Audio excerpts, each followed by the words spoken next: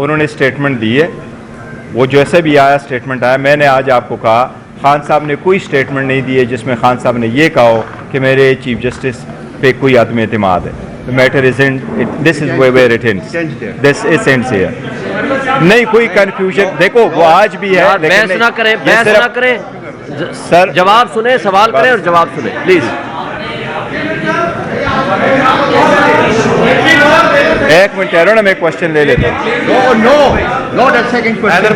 आप बात करो मरवत, एक मिनट यार जवाब सुने ना, सवाल करें जवाब सुने।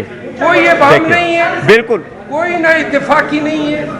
आज मैं बेटा इसलिए हूँ ताकि आपका मैंने वेलकम भी इसलिए किया है।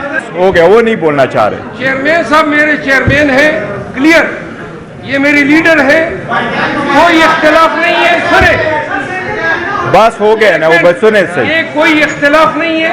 मैंने सुने यार, मुझे जवाब, मैंने जो स्टेटमेंट दिया था उसके बाद चेयरमैन साहब का जो स्टेटमेंट है उसको प्रेसिडेंट हासिल है, इसको पॉलिसी बयान तस्वुर होगा। मैंने अपने कहीं जो बयान दिया था कोई गलत बयानी नहीं की, लेकिन जब इन्होंने कह दिया तो इसके बयान को हतमी और दुरुस्त तस्लीम किया। बस बात खत्म हो गई।